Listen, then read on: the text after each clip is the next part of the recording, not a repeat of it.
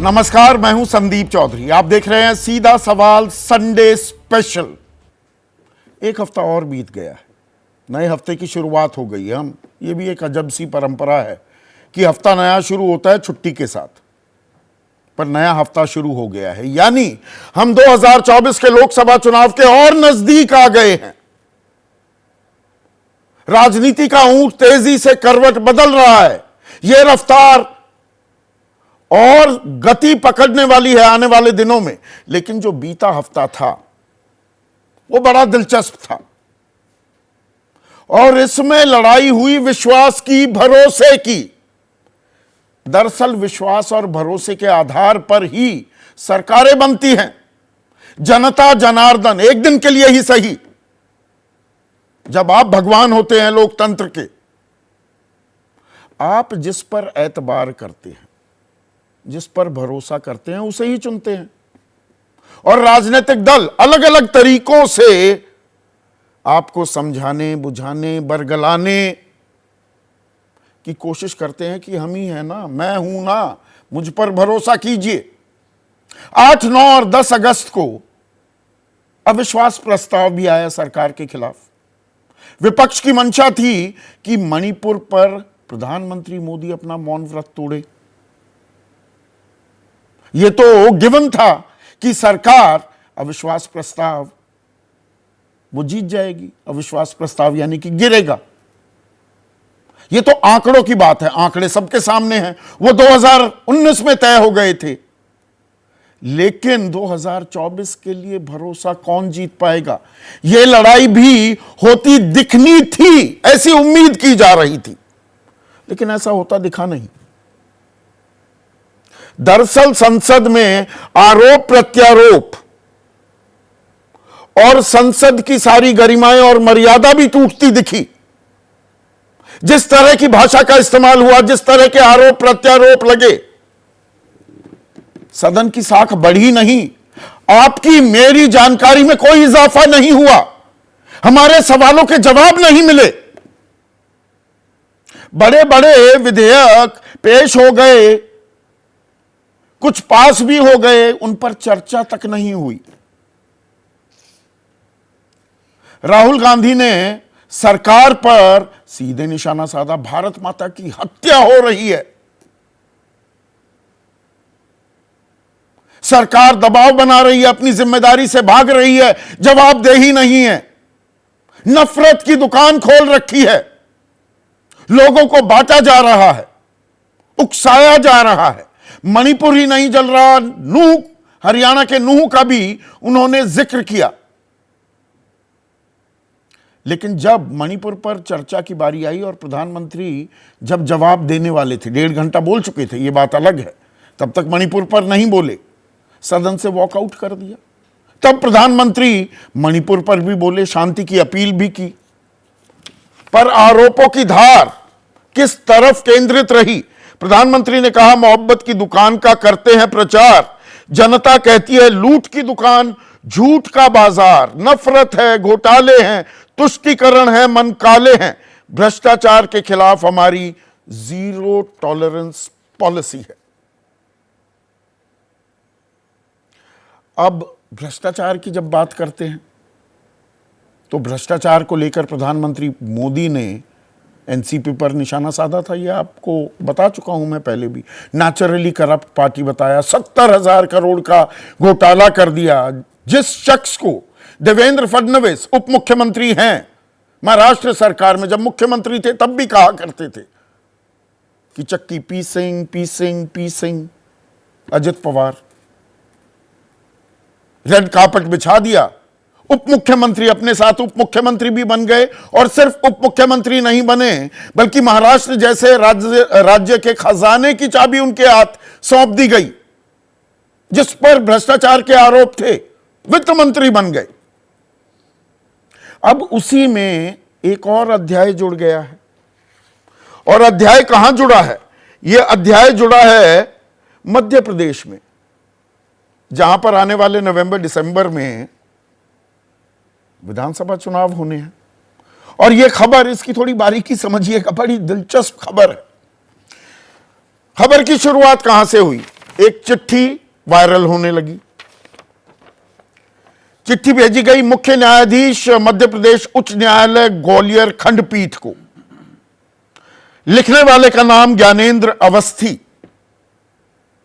आरोप लगाया गया, और पढ़ देता हूं मैं। महोदय, हमारा भुगतान मूल ठेकेदारों को प्राप्त होने वाले भुगतान पर निर्भर करता है। मूल ठेकेदार हमें निविदा में स्वीकृत राशि का मात्र 40% हिस्सा देकर कार्य करवाते हैं। कुल स्वीकृत राशि में से 50% राशि कमीशन के तौर पर बढ़ जाती है।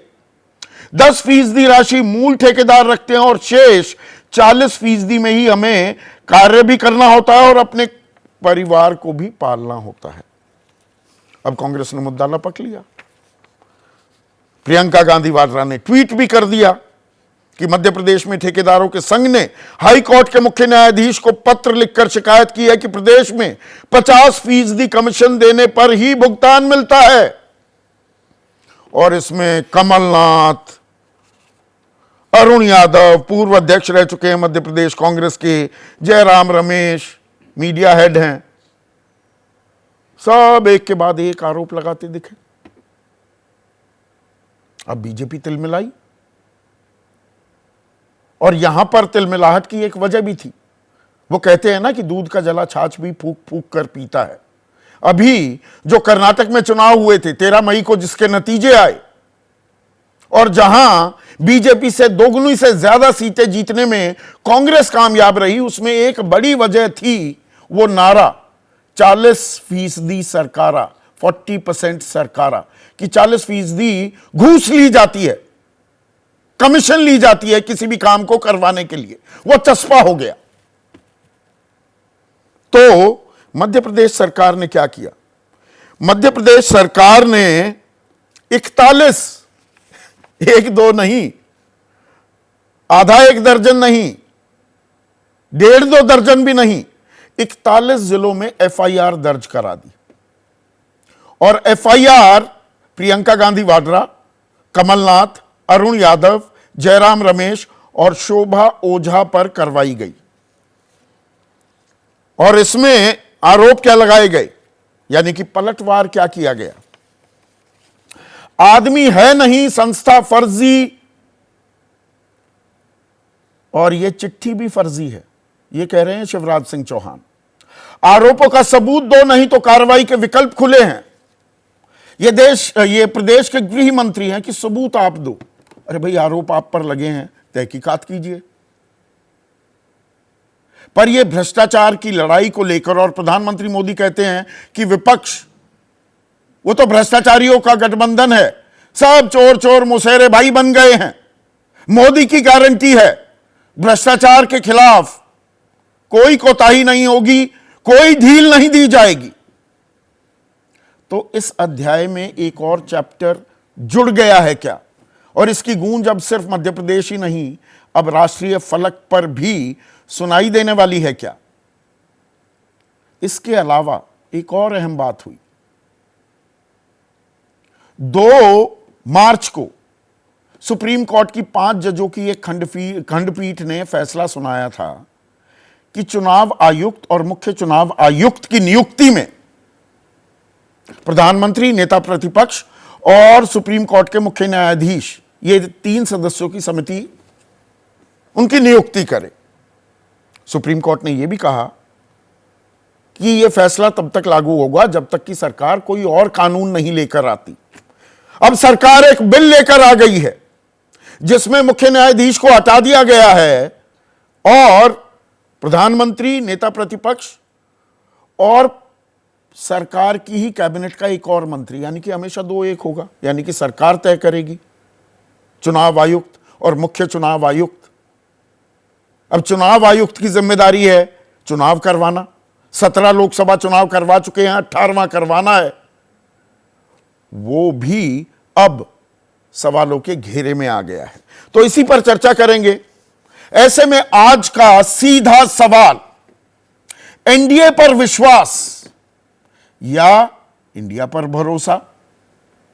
और 2024 की लड़ाई भ्रष्टाचार पर आई। चर्चा में मेरे साथ, जैसा कि अब मैंने शुरू कर दिया है यहां पर, और आने वाले हर इतवार को मैं यही सिलसिला रखूंगा। किसी भी राजनीतिक दल के किसी भी नुमाइंदे को न्योता नहीं दिया जाएगा। देश के वरिष्ठ पत्रकार और राजनीतिक विश्लेषक ही इस चर्चा में शामिल होने वाले हैं। और मेरे साथ वरिष्ठ पत्रकार प्रदीप सिंह, आपका अखबार नाम का एक डिजिटल प्लेटफॉर्म भी चला रहे हैं, वरिष्ठ पत्रकार रशीद किदवई, जाने माने राजनीतिक विश्लेषक अभय दुबे और वरिष्ठ पत्रकार विजय त्रिवेदी इस चर्चा में जुड़ चुके हैं। एक और मेहमान हमारे साथ जुड़ेंगे, लेकिन रशीद भाई, शुरुआत आपसे करता हूं। ये विश्वास की और भरोसे की लड़ाई भी हो गई है। अविश्वास प्रस्ताव तो गिर गया, वो गिरना भी था, आंकड़े थे, लेकिन अब दरअसल अग्नि परीक्षा इस बात को लेकर होगी कि लोगों में भरोसा, लोगों का भरोसा किसमें है और उसके कुछ क्या संकेत मिलने लगे हैं। 9 साल की सरकार है, एक एंटी इनकम्बेंसी भी होती है और मुद्दे महंगाई, बेरोजगारी, किसानी, वो तश्तरी पर सजे तो हुए हैं, लेकिन विपक्ष की लामबंदी अभी भी दूर की कौड़ी दिखाई देती है और प्रधानमंत्री की इक्विटी तो बरकरार है, लेकिन नीचे अंदर खाने क्या कुछ दिक्कत का सबब भी है।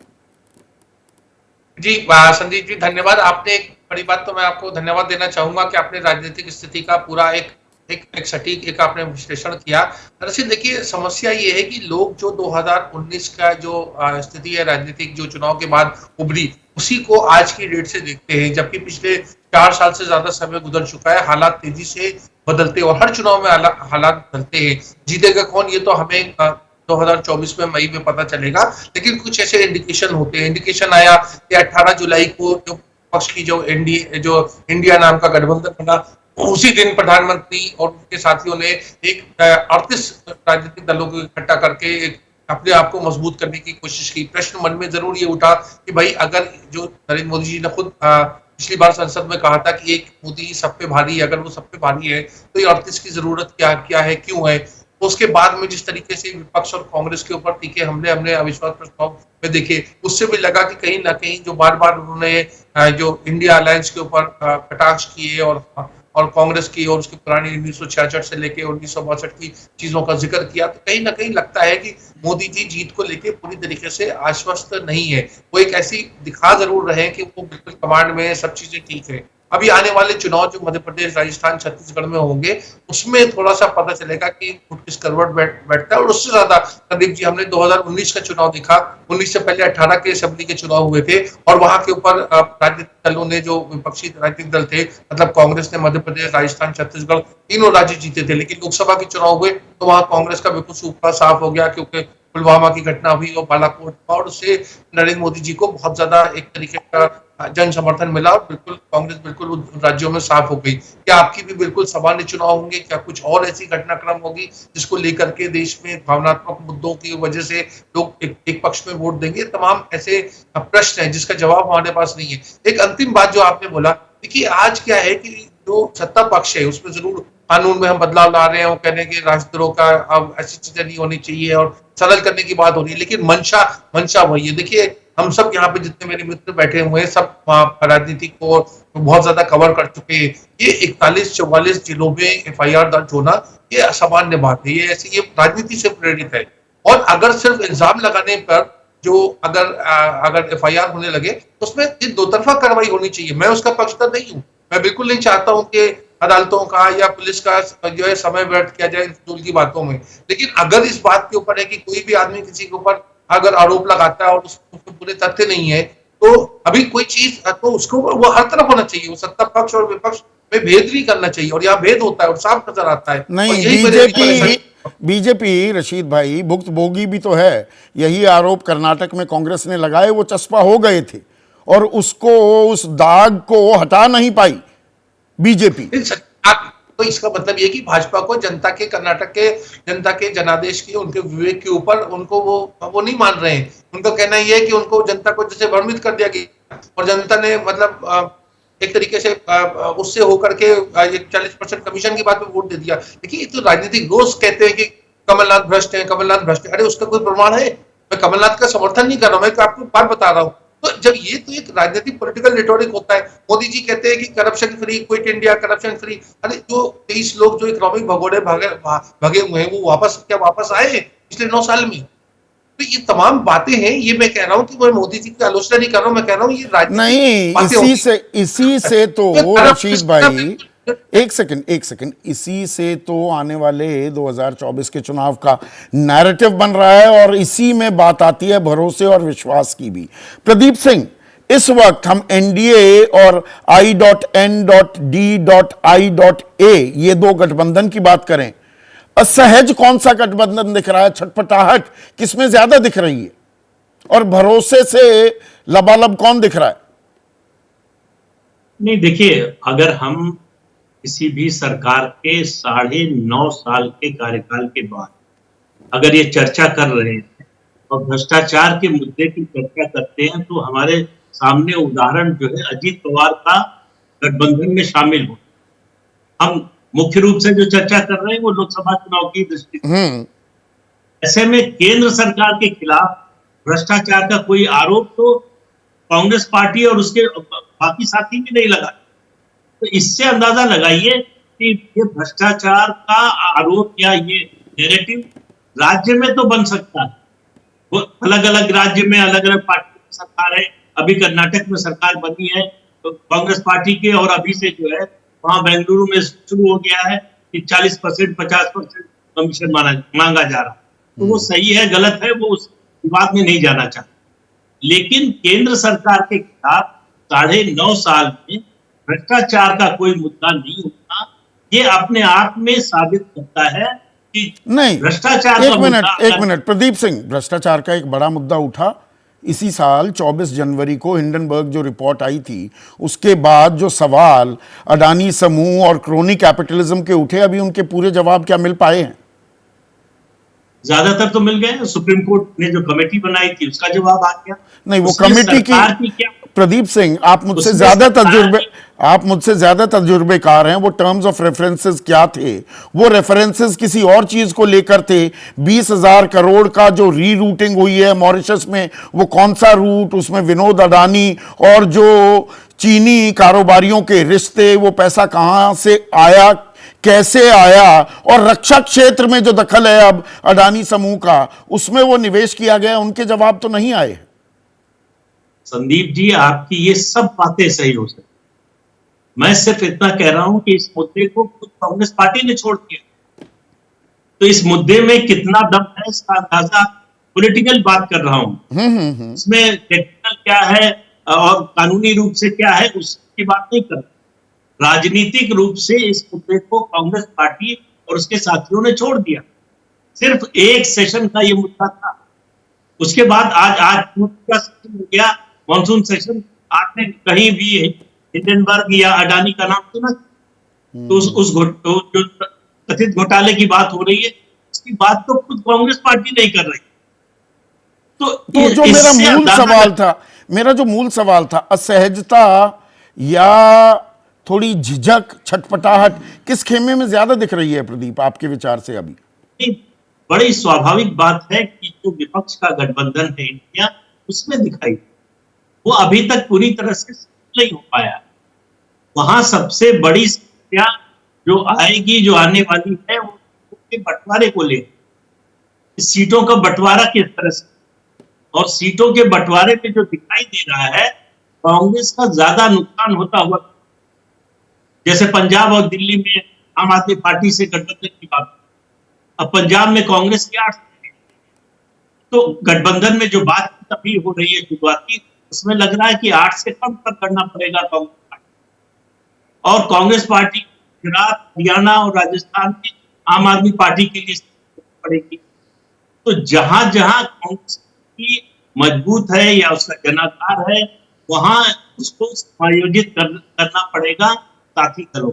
तो असल पेच तो अभी सीटों के बंटवारे पर अटका हुआ है और आप कह रहे हैं वो छटपटाहट, वो असहजता इंडिया के खेमे में ज्यादा दिख रही है। आपकी रीडिंग क्या है विजय? देखिए, अविश्वास प्रस्ताव तो गिर गया, पर विश्वास किसमें अभी ज्यादा दिख रहा है? देखिए, अविश्वास प्रस्ताव को केवल आंकड़ों से नहीं देखना चाहिए। पार्लियामेंट जो है ना, सीधे सीधे जीत और हार का मसला नहीं है। वहाँ पर जो परसेप्शन खड़ा किया जाता है, नैरेटिव बनाया जाता है, वो महत्वपूर्ण है कि वहाँ क्या बहस हुई है, किन इश्यूज़ पर बात हुई है, किन लोगों को चर्चा की गई है, वो सारी बातें वहाँ पर महत्वपूर्ण होती है। क्योंकि अविश्वास प्रस्ताव का तो आप रिकॉर्ड देख लीजिए, आज अविश्वास प्रस्ताव गिर गया। हाँ, ये 28वां 27 में से एक ही सफल हो पाया था, एक भी नहीं हुआ। वो मोरारजी देसाई का भी वो तो उन्होंने पहले कर दिया, बीच में इस्तीफा ही दे दिया पहले, तो एक भी नहीं हुआ। हाँ। तो इसलिए उसको ये मानना कि इससे कोई विपक्ष का नुकसान हो गया, ये नहीं हुआ, ये मसला नहीं है। मसला है कि क्या ये लड़ाई अब 2024 के नैरेटिव तक पहुंच रही है। और ये साफ हो रहा है कि जो विपक्ष है उसकी एक बड़ी ताकत ये समझ में आई कि पिछले दिनों हम लगातार चर्चा करते रहे कि ये मुझे ऐसे एक किस्सा याद आता है, छोटा सा बता दूं आपको कि एक बार एक साइंटिस्ट ने एक जहाज बनाया पानी का और उसे पानी में उतारा। तो हम जैसे जो लोग थे उन्होंने कहा ये तो जहाज ऐसे ही बना दी, ये तो चलेगा ही नहीं, किसी भी हालत में चलने वाला नहीं है। वो कोशिश कर रहा था उसको चलाने की, नहीं चल रहा था। 2-3 बार कोशिश की, हम लोग हंस रहे थे कि नहीं चल रहा, लेकिन फाइनली वो जहाज चल गया। जैसे ही जहाज चल गया तो हमने कहा अब ये रुकेगा ही नहीं। तो ऐसा ही हम पॉलिटिक्स में करते हैं कि वो या तो जहाज चलेगा नहीं या चल गया तो रुकेगा नहीं। तो इसलिए ये नैरेटिव बनाना अभी जो, और इसीलिए जो रशीद पॉइंट आउट कर रहे थे कि 18 जुलाई तक तो कह रहे थे प्रधानमंत्री मोदी कि एक अकेला सब पर भारी, और इंडिया की 26 पार्टियां साथ आती हैं तो आप 38 को ढूंढ लाते हैं। वो ठीक है, उस पर वो अपनी एक्सरसाइज कर रहे हैं और बयान देते रहते हैं। लेकिन मैं कह रहा हूँ कि इंडिया की जो सबसे बड़ी अभी तक की उपलब्धि है वो ये है कि वो टूटा नहीं है। और अविश्वास प्रस्ताव पर भी वो सभी दल जो उसके साथ खड़े थे वो साथ खड़े दिखाई दिए। अभी तक की बात है। अब मुंबई में जब आगे जब अधिवेशन होगा तो वो किस तरह से होगा, किस तरह से वो मीटिंग करेंगे, क्या बैठक करेंगे, वो बात है। दूसरी बात, उन्होंने कोशिश की कि सरकार पर सवाल खड़े किए जाए, वो मणिपुर का मसला हो, वो तमाम और जो मसले हों, या आधी अधूरी तैयारी वो आधी अधूरी तैयारी थी, ये साफ कर जाते हैं, वॉकआउट कर दिया।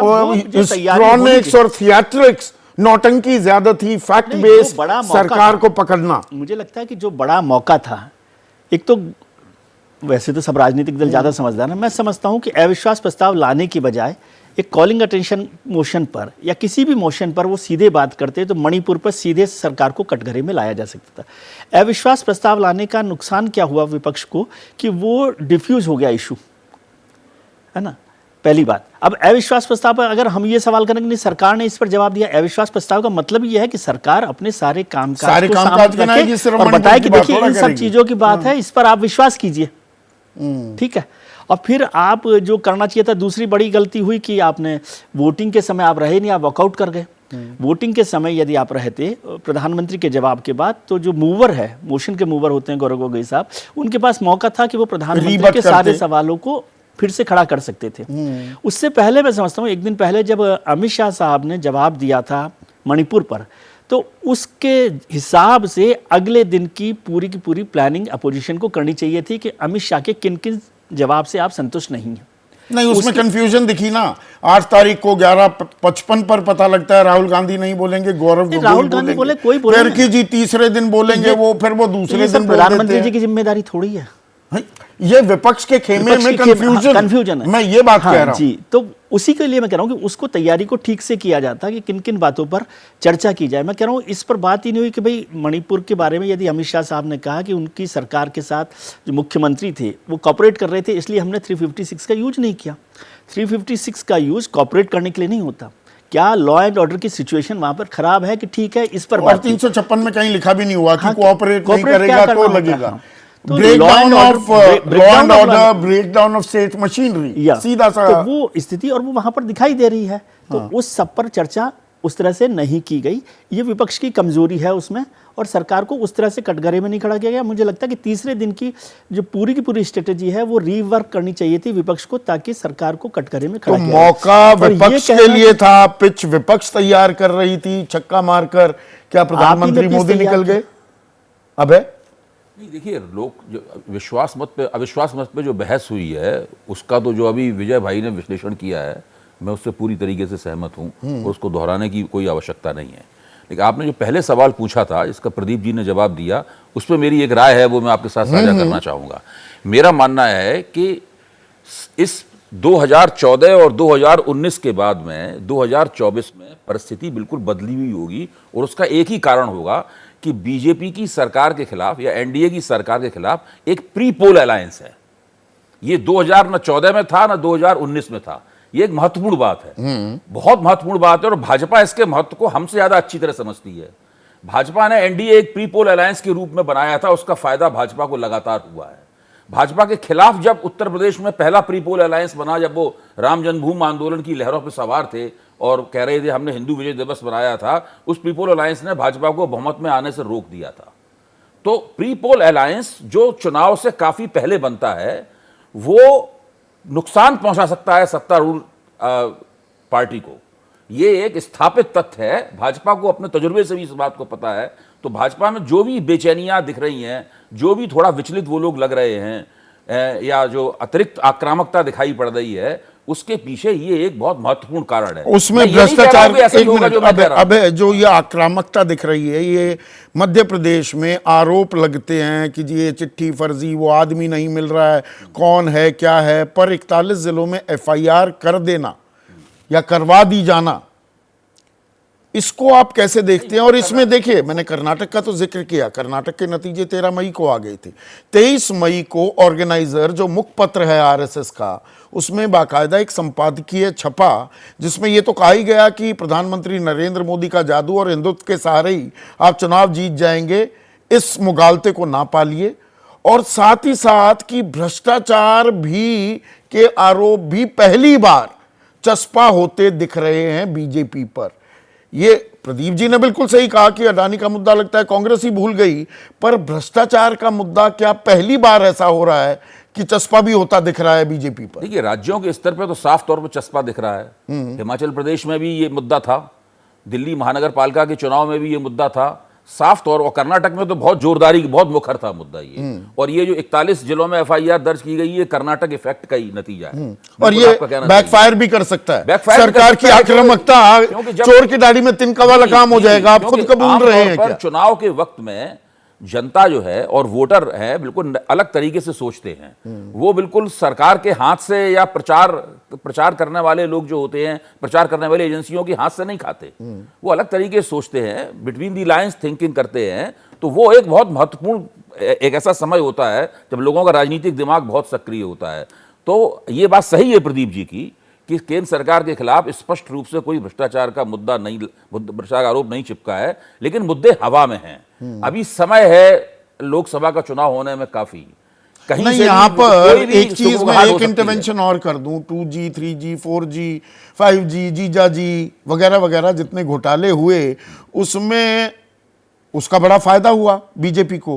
पर 2014 के बाद देखे, जिन पर आरोप लगे थे, जो जेल भी गए, वो वापस संसद भी आ गए। मैं ए राजा और कणिमयी की बात कर रहा हूं। और नया कोई आरोप या किसी को सजा भी नहीं होते हमने देखी। आपकी बात सही है। यहाँ तो दिक्कत भारत में तो राजनीति क्या हो गई है, चुनाव हम किसी तरीके से जीत जाएं। बोफर्स का जो वो अकाउंट खाते की संख्या थी, वो भी आज तक पता नहीं इसकी पर्ची लहराई जाती थी, लेकिन उन्होंने वो चुनाव उस मुद्दे पे जीत लिया। भाजपा ने कांग्रेस के खिलाफ माहौल बना के और विनोद राय की रिपोर्ट वगैरह के आधार पर सीएजी के ये चुनाव 2014 का चुनाव जीत लिया, और कांग्रेस बहुत बुरी हालत में उसकी वजह से पहुंच गई। लेकिन उनका कुल मिलाकर क्या हश्र हुआ, ये बाद में बहस होती रहेगी। यहां तो सवाल ये है कि अभी पहला लक्ष्य तो ये है किसी ना किसी ये इनके प्रकार हम चुनाव जीत लें, तो उसके लिए सारी पेशबंदी हो रही है। मेरा कहना यह है कि इन सब बातों के बावजूद मेरी समझ में तो सबसे ज्यादा महत्वपूर्ण परिस्थिति का बदलाव यह है कि भाजपा को 2019 में एक चुनाव पूर्व गठजोड़ का सामना करना है। दूसरे नहीं करना पड़ा, अब करना पड़ेगा। जैसे अविश्वास प्रस्ताव के बाद जब वो लोग मुंबई में मिलेंगे तो उनकी संख्या और ज्यादा होगी। जयंत चौधरी ने कह दिया कि हम एनडीए के साथ नहीं हैं, हम आपके यहाँ आ रहे हैं, हम वहां मुंबई जा रहे हैं। जो भारत राष्ट्र समिति है, हालांकि तेलंगाना में वो कांग्रेस के साथ लड़ रही है, लेकिन उसने मल्लिकार्जुन खड़गे को बधाई दी है कि आपने बंगलोर में बहुत अच्छा काम किया और हम विपक्ष की एकता के साथ में हैं। वहां जैसी चुनाव खत्म होगा वो लोग भी इस मंच पे आ जाएंगे। तो उन लोगों की संख्या लगातार बढ़ती जा रही है। और नवीन पटनायक को उनके सांसदों ने कह दिया, ये आपने क्यों समर्थन कर दिया है। तो इसका परिणाम कोई भाजपा के खिलाफ जाएगा या भाजपा हार जाएगी, ये मैं नहीं कह रहा हूं, नहीं, लेकिन परिस्थिति धीरे-धीरे करके विषम हो रही है। क्विक पॉइंट जो आप जोड़ना चाह रहे थे, फिर यशवंत भी है। अभय जी ने भी बात कही कि पॉलिटिकल परसेप्शन के काम में आता है करप्शन का इशू। और करप्शन जो है ना, हमारे यहाँ हिंदुस्तानी चरित्र में है कि हम हमारे हीरोज को करप्शन के फ्री देखते हैं। वो चाहे वो एपिक हो, वो फिल्म हो या पॉलिटिक्स हो। आप 1989 का जिक्र कर लीजिए, बोफोर्स का कुछ नहीं हुआ, लेकिन बोफोर्स से सरकार बदल गई ना 414 की। 2014 की सरकार भी, जो यूपीए गवर्नमेंट थी, वो भी करप्शन के इश्यूज पे बदली। आपने बता दिया कि भाई उसमें कुछ नहीं हुआ। आप दिल्ली में शीला दीक्षित की सरकार को देख लीजिए, वो भी उसी तरह से गई थी। कर्नाटक में जो सरकार गई वो भी करप्शन के इशू पे गई। तो जब करप्शन का इशू बनता है, और इसमें एक छोटी सी बात मैं जोड़ दूं, अजीत पवार का आपने जिक्र किया, मध्य प्रदेश का जिक्र किया, इससे क्या हो रहा है, भले ही वो स्टेट के इशू हैं, लेकिन उससे आपकी जो जीरो टॉलरेंस की जो दावा होता है ना, गारंटी है, उस पर लोगों को भरोसा कम होने लगता है। ठीक है यशवंत, जो बात अभय दुबे कह रहे थे, क्योंकि आप लगातार सर्वेज करते हैं, लोगों की नब्ज टटोलते हैं, हर हफ्ते एबीपी न्यूज़ पर आपके सर्वेज पर हम चर्चा भी करते हैं। 2014 और 2019 से उलट 2024 की लड़ाई में पहली बार चुनाव पूर्व एक गठबंधन शक्ल अख्तियार करता दिख रहा है विपक्षी खेमे में बीजेपी एनडीए के खिलाफ। यह क्या बड़ी चुनौती है जिस तरह से आंका है अभय दुबे ने?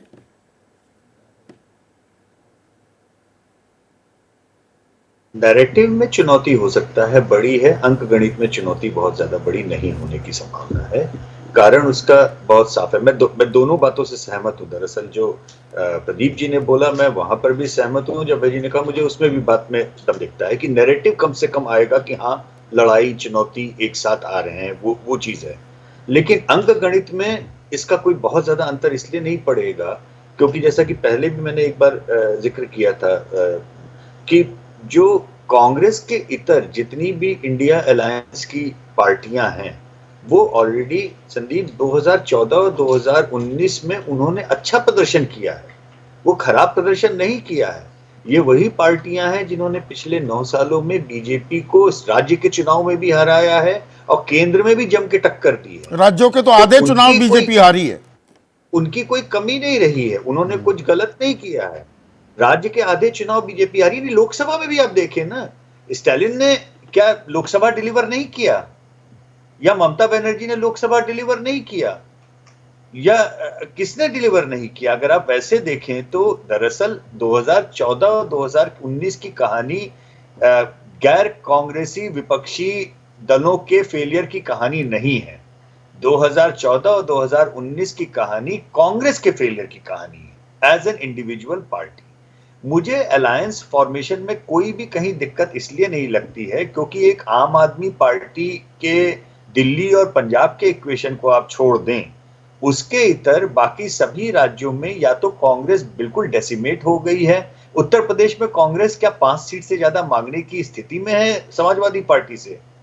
नहीं है, मतलब ये जूनियर हैसियत में है। बाकी जहां पे कांग्रेस है वहां पे इन पार्टियों के कोई मायने नहीं है।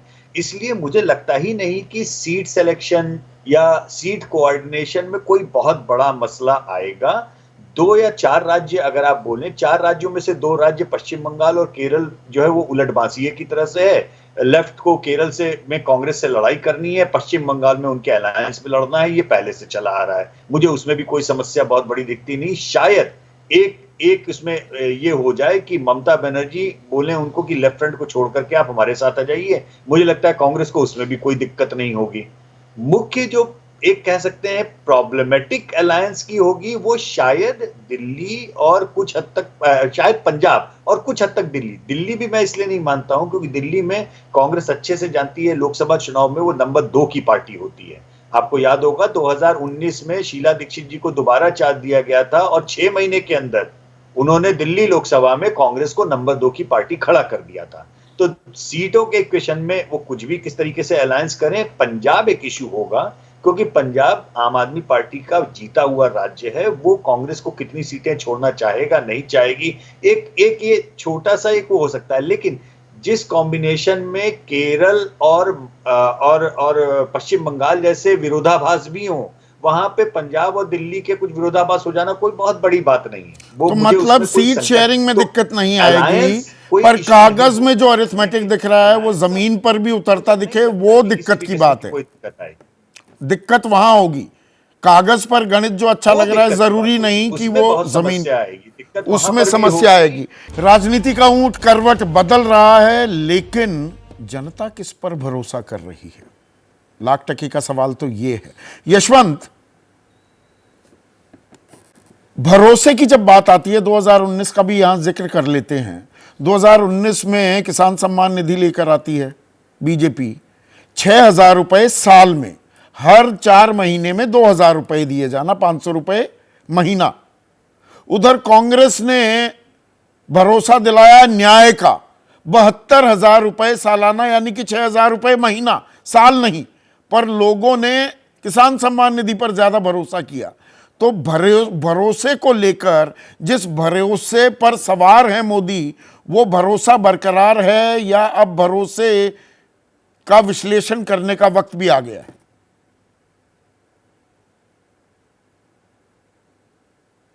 देखिए, जहां तक प्रधानमंत्री नरेंद्र मोदी की व्यक्तिगत छवि का सवाल है, वो पूरी तरह से इंटैक्ट है।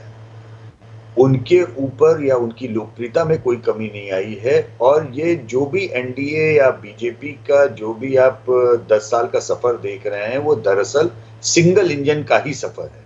इसमें कोई डबल इंजन, ट्रिपल इंजन कहीं कुछ नहीं है, एक ही इंजन है। और उसी इंजन की लोकप्रियता के सहारे बीजेपी की नैया फिलहाल आगे पार लग रही है।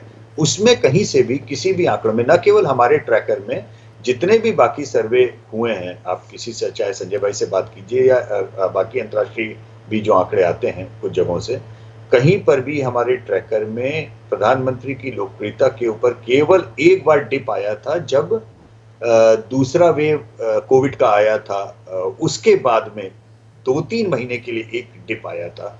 उसके अलावा वापस कहीं पर भी कहीं उनको संकट। तो प्रधानमंत्री पर भरोसा है, पर बीजेपी के खिलाफ एंटी इनकम्बेंसी थोड़ा सा घुसने लगी है क्या? और तभी प्रधानमंत्री को यह कहना पड़ता है, जो वो 430 अपने एमपी से मिल रहे हैं, 11 झुंड क्लस्टर्स जो बना लिए हैं, कि भाई राम मंदिर और 370 का ज्यादा जिक्र मत करो, काम पर ध्यान दो, और गरीबी सबसे बड़ी जाति है, जात पात भी छोड़ो। देखिए, प्रधानमंत्री, मेरे ख्याल से प्रधानमंत्री बहुत समय से ये बात बीजेपी के सभाओं में या अपने एमपीज के बीच में लगातार कह रहे हैं कि ये दरअसल मेरे नाम से जो जीत के आने की परंपरा है, या सब लोग केवल मेरे भरोसे जीत रहे हो, ये चलेगा नहीं, क्षेत्र में जाके काम करो।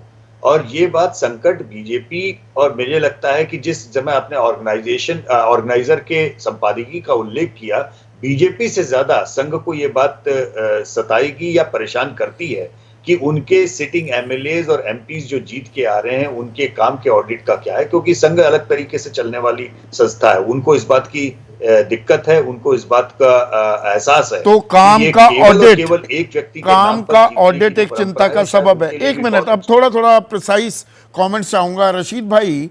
लेकिन चर्चा में एक बात और उठी थी, कांग्रेस पर कितनी बड़ी जिम्मेदारी। हम 2014-2019 देखें तो 190 से 200 के बीच ऐसी सीटें थी जहां बीजेपी कांग्रेस के बीच सीधा मुकाबला था, और वहां पर बीजेपी का स्ट्राइक रेट 92% था।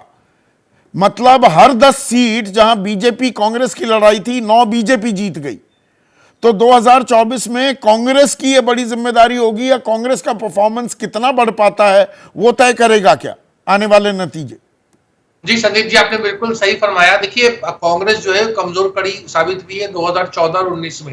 लेकिन दो चीजें बड़ी महत्वपूर्ण हैं जिसको मुझे लगता है कि कई बार हम राजनीतिक चर्चा में उसको नजरअंदाज करते हैं। एक बात तो जो अभय दुबे जी ने जिक्र किया कि एक प्रीपोल अलायंस है। दूसरी बात आप देखिए, जो कांग्रेस मतलब स्वतंत्रता संग्राम के बाद में जो पहला 51-52 का जो चुनाव हुआ था, और उसके बाद में कांग्रेस एक बहुत बड़ी पार्टी थी, एक जन आंदोलन का हिस्सा थी, सब लोग कांग्रेस को वोट देते थे। कांग्रेस के वोट में सेंध किसने लगाई? कांग्रेस के वोट में सेंध लगाने का काम मुख्य रूप से समाजवादियों ने और वाम दलों ने किया, और ऑफकोर्स ये जो भारतीय जनसंघ वगैरह थी उसने भी कांग्रेस को कमजोर किया। अब आज देखिए, आज की स्थिति में जो भारत जोड़ो की यात्रा में भी मैंने देखा 137 138 संगठन, जिनका जो राजनीतिक संगठन नहीं है, लेकिन वो राहुल गांधी और भारत जोड़ो यात्रा और कांग्रेस से जुड़े, और वो तमाम, उनके पास हो सकता है कि बहुत बड़ा जनाधार ना हो, लेकिन वो समाजवादी और वाम दलों की बैकग्राउंड से लोग आए हैं। तो आज वो लोग जो है वो कांग्रेस के साथ आ रहे हैं, और ये बहुत बड़ी कांग्रेस के लिए उपलब्धि भी है और मजबूती भी है। और ये आप देखिएगा, चुनाव पे जब रिजल्ट होकर, बार बार मैं इस बात का जोर देता हूं कि सामान्य चुनाव हुए, 2019 का चुनाव मुझे लगता है अंतिम रूप में बड़ा उसमें वो हो गया, बालाकोट और पुलवामा की घटनाओं की वजह से बड़ा फेरबदल हो गया। सामान्य चुनाव होगा तो आप देखिए कांग्रेस का प्रदर्शन बेहतर होगा, क्योंकि उम्र सामान्य चुनाव होगा, बीजेपी की रणनीति और जो नैरेटिव सेट करने की एबिलिटी है, सामान्य तो नहीं होगा चुनाव। प्रदीप, सामान्य तो नहीं होने वाला है चुनाव, जोर आजमाइश जबरदस्त होने वाली है। बिल्कुल बिल्कुल, आप देखिए बीजेपी नगर निगम का चुनाव भी उसी शिद्दत, उसी तैयारी, उसी आक्रामकता के साथ होती है जैसे लोकसभा का चुनाव। अभय जी जो बात कह रहे थे कि पहली बार होगा नरेंद्र मोदी एक प्री पोल अलायंस का सामना करेंगे, उनकी बात से मैं पूरी तरह से सहमत हूँ, बिल्कुल सही बात। दूसरी बात यशवंत ने कही कि अंकगणित जो है वो काम नहीं करता, वो मेल नहीं खाता। मैं थोड़ा सा बात को आगे ले जा रहा हूँ। ये प्री पोल अलायंस, अंकगणित, ये दोनों के साथ अगर रसायन शास्त्र मिलता है, केमिस्ट्री मिलती है, हाँ, तब वो सफलता जो है मिलती है, और वो केमिस्ट्री बनती हुई दिखाई नहीं। केमिस्ट्री नहीं बन रही है, अरिथमेटिक तो बन रहा है, केमिस्ट्री अभी नहीं बन रही है। बात कर रहे हैं 24 की लड़ाई की। विजय, ये 24 की लड़ाई अब कहां पर आई है? देखिए बहुत कुछ बदलेगा अभी, फिलहाल क्या किस मुद्दे पर आ गई है? संदीप, जहाँ से आपने शुरू की थी ना, वही लड़ाई है, भरोसे की लड़ाई है। और जो बात नरेंद्र मोदी के साथ है, जो यशवंत ने भी जिस बात का जिक्र किया, इस समय सबसे भरोसेमंद लीडर नरेंद्र मोदी हैं सभी पार्टीज में। अविश्वास प्रस्ताव के थ्रू राहुल गांधी या कोई और एक लीडर अपना विश्वास जमा सकता था, वो नहीं जमाया। तो ये जो नरेंद्र मोदी की विश्वसनीयता है, वो उसको आज भी पार्टी को हक में रखती है जीतने के। दूसरा, एक छोटी सी बात मैं कहना चाहता हूँ, हम बार बार पुलवामा और बालाकोट का जिक्र करते हैं, तो ये ऐसा लगता है जैसे कोई साजिशन हो। ये मुझे ठीक नहीं लगता। वो साजिशन नहीं, आप समझते हैं कि पुलवामा का, जो जन कल्याण ने भी एक मेजर फैक्टर था 2019 नहीं, वो ठीक है, लेकिन पुलवामा को, बालाकोट को बार बार जिक्र करना कि उसकी वजह से मोदी जी जीत गए, ये ऐसा लगता है कोई साजिश रची गई थी चुनाव जीतने के लिए। ऐसा मुझे नहीं लगता। अब नंबर 1 पे मोदी अब जी कहां आ गई है आज की लड़ाई? तारीख में, आज की नंबर 1 पे मोदी हैं, नंबर 1 पे भारतीय जनता पार्टी है। लेकिन कहीं ना कहीं 2004 का सपना आ रहा है, वो एक दुस्वप्न है भारतीय जनता पार्टी का। नंबर 1 पे अटल बिहारी वाजपेयी थे, नंबर 1 पे भाजपा थी, लेकिन फिर भी इंडिया शाइन भी कर रहा था। फिर भी हाँ, इंडिया शाइन भी कर रहा था, प्रचार तंत्र भी खूब चल रहा था, कोई दूसरा नेता मुकाबले में नहीं था, फिर भी लड़खड़ा गए। तो आखिरकार भाजपा की 38 सीटें ही तो ज्यादा हैं बहुमत से। अगर आप 2-3 प्रदेशों में थोड़ा बहुत गड़बड़ सड़बड़ हो गई तो वो एक बहुमत वाली पार्टी नहीं रह जाएगी, या फिर वो इतना जीते कि जो अभी 303 है उससे भी बहुत आगे निकल जाए। तो अभी खैर पानी बहुत बहेगा राजनीति की इस धारा में। आज सीधा सवाल में बस इतना ही।